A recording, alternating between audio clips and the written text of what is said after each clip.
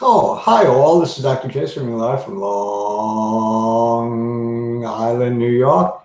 Just looking at my phone, which is a typical distraction. I was just putting on my channel so I could see your comments if any of you are watching me live. I think that there's four right now that just came on. And the problem with watching me live is I think Google Hangouts has a limit of like 10. So when I said the other day there are 10 on watching live, I think that was the limit at any given time. But I'm not sure. That's the impression I have. In any event, if you have any chat messages, please feel free to post them and I will respond. I'll say hi back, whatever. So in any event, what did I do today? Well, I went to the beach. Yeah, it was a nice beach day. A little windy, but not too hot certainly, and really, with a little low suntan lotion, not much danger of exposure to the sun. So I hung out on the beach and walked around. It was nice. The Mets, I'm a little concerned with. They're going really bad, getting swept by the Marlins. I tweeted out that the other day that when the S&P futures were up at night, I think it was Sunday night, I tweeted out the Mets got swept. The futures are up, but not necessarily Mickey Callaway's, the manager of the Mets. I don't know if he deserves to be fired, but I have a feeling he will be. Hopefully not. I'm not looking forward to seeing him go and somebody else just coming in, probably someone that's already on the team, maybe the bench coach, I think was the manager. In any event, I'd rather see Mickey stay and maybe give me a call. I got to text him my home number. DM him my home number so I can straighten him out. I have some good ideas for the Mets. Anyway, I could talk to you about it, but what good is that unless he's watching? We'll talk stocks. And I don't really want to talk stocks too much because nothing happened today on Wall Street. Nothing happened. The markets opened and then the markets closed. But in between, it might have gone up, it might have gone down, but hardly moved. In other words, all four indices, the Dow, the IWM, the Qs, and the S&P 500, all dojis basically. Very little movement from the open to the close, even though there might have been some in-between movement, but not much. Volume was on the light side. I think Wall Street could have opened at 9:30 and then closed at 9:35, and we wouldn't have noticed the difference. I bought some more CVM at 5 1/4. It closed at 5 1/4. Actually, I might have paid 5.24. I might be up a penny. Not sure. I'd have to check. But do I care? I'm just kidding. I mean, I'm just kidding about being meaningful. Who cares? Dime, nickels, pennies, this kind of thing is meaningless because I'm in it to win it on CVM. It's a binary decision. It's coming soon. The data will be in soon, I'm sure. How long can it just keep going? I mean, I think the longer it keeps going, the better the chances of success because the more likely that the median overall survival will be good. So that's how I see that. Let's see what else will be good. So that's how I see that. How do you like that? There's a delay on the video. I just tuned in on my phone. I heard Dr. J talking, but I was quiet. So that's interesting. JD, evening to you, sir. How is the weather in Dallas, Texas? Today it was beautiful in Long Island, New York. JD and I compare weather on an almost nightly basis, right, JD? He's trying to convince me to come over, and have one of those Texas barbecues with him. I don't know how much I'm into, meat these days. I'm trying to stay away from the red meat. I'm leaning towards, I hate to say it, vegetarianism. JD would be mad at me if I tell him that. Right, JD? You don't believe in vegetarianism. Not sure that I do either. I'm debating the issue. At some point, it just doesn't matter as you get old, but I think I'm not at that point yet. Chris, you want to hear my thoughts on Voyager? I haven't really paid that much attention to it lately. I know it's down from its $25 level to about $22. Not happy about that, certainly. But I'm not going to overreact. I think it's, biotech has been weak. The markets have been weak. A little profit taking is in order. So probably we get a little consolidation and then we move right back up. That would be the best scenario I could paint. The worst scenario, I'm not going to bother painting because you don't need to have bad things from me. 87 here in Dallas, Texas, says JD. You wrote it up to 25 and I've now written it back to 21. Is that where it is now? Okay. Sorry, Chris. I mean, stocks go up and stocks go down. Will I be buying more? I don't know. I wrote it up from 9. So I'm sitting on a hefty profit. I don't know if I want to ruin my average by buying in at these levels. But, I'm going to keep an eye out on it. I don't intend to sell if that's any consolation. But if I do sell, you'll be the first to know. Actually, all of you will be the first to know. Can live well without a great barbecue. Okay. So I suppose so. I mean, the agriculture, I'm sure, is great. And vegetables, you can grow plentiful in warm climates, I'm sure. As long as it's not desert climates. Well, before I get to the charts, is there anything else I wanted to say? I think the indices showed nothing today. It didn't tip the direction up or down. I think it was influenced greatly by trade war talk and Apple's decision, and Google's direct impact with Trump's order about Huawei. Is that how you say it? The Android cell phone maker. Well, I don't know if it affected Apple, but Google is not providing updates anymore as per Trump. I think, though, that kind of thing hurts, but it's not going to go down every day until we get a trade war resolution. So I'm not too concerned in the short term on trade wars. If it lasts long enough, yeah, I think it'll put a dent into the economy, put us into recession. But on a day-to-day basis, I'm not going to pay much attention. If the market decides to pay attention one day, and it probably won't pay attention the next day. So, I don't want to overreact to any of this trade war news. And that's my feeling on the trade wars. So let's get to the charts. I'm not sure if I have the charts for all the indices, but I'm not sure I want to look at them.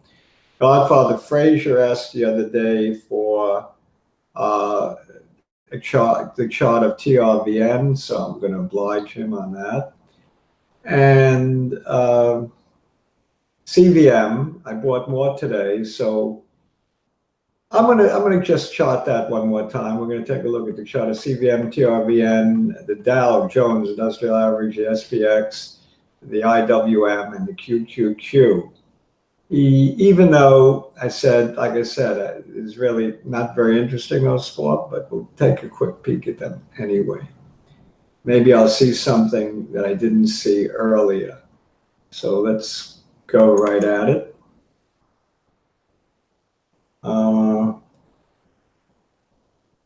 I hate bear markets, and it has that bear market feel to it lately. Although, like I said on Sunday, two of the indices are implying bull markets. They're still healthy. And two of them are implying maybe not. I think the Dow was weaker and the IWM was weaker than the NASDAQ 100 or the Qs. And the S&P 500 looked pretty bullish. There really isn't much of a dent in the charts. So JD caught some THTC run up to 245. Triple exclamation mark. JD might be making money. All right, CVA. I like to hear people making money. It makes me happy. Even though it may not be me today, it might be me tomorrow. Me. Well, I'm taking that binary gamble, as I said before, on CVM, so I'm buying more. At this point, I'm beginning to get a sizable position here.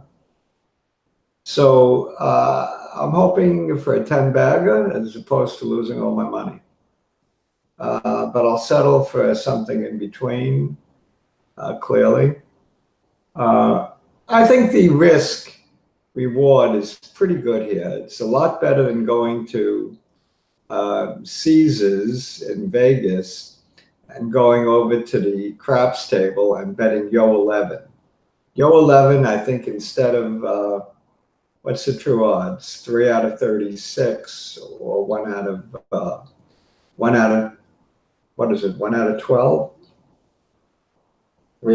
Three ways to throw an 11, 36 ways to throw 2 dice. So it's 1 out of 12 or 11 to 1 shot. What are they? Is that what it is? 6-5 or 5-6. Only 2 ways. So 2 out of 36 or 18 to 1 out of 18 or 17 to 1 shot.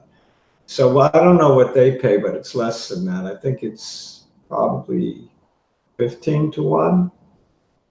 Yeah, 15 to 1. So instead of 17 to 1, they chip you and give you 15 to 1. Well, I think instead of the true odds, which I think are maybe 3 to 1, that this thing hits a 10 bagger or somewhere close, versus Vegas, where you're getting gypped, I think you're getting value, but who knows?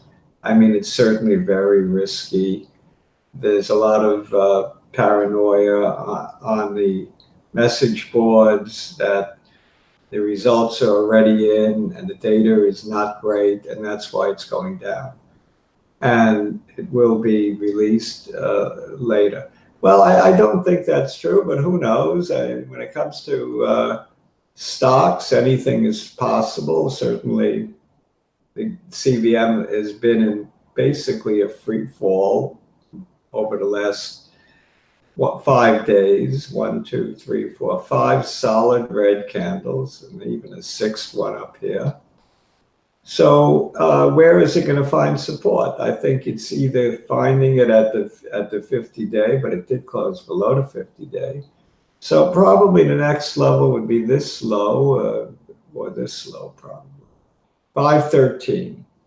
So let's say it finds support at 513. I think it goes up from there while we're waiting. So I don't think the free fall will go on much longer.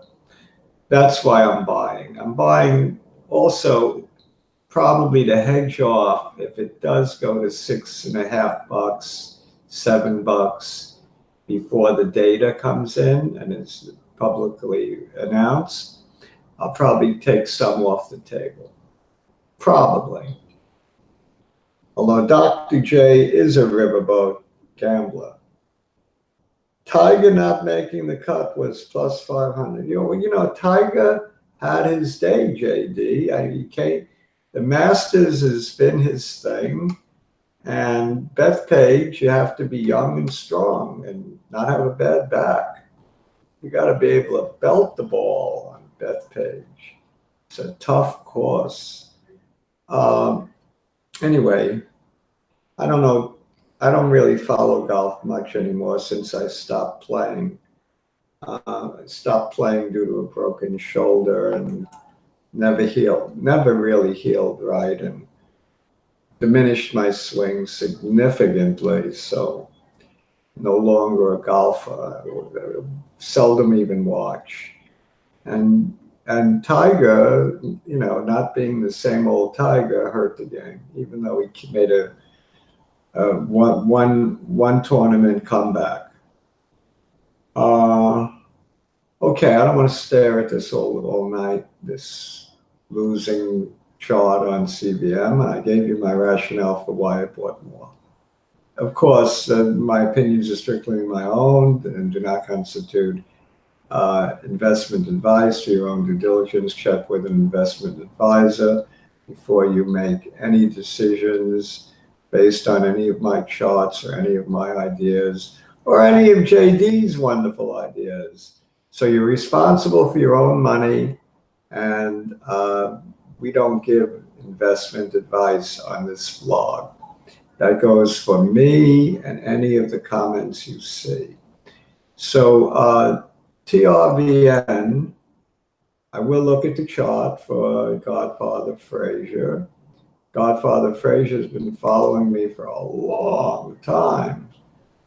So certainly I try to honor that request. There was another request for a symbol that I couldn't find. I'm sorry. If I could have found it, I would have charted it.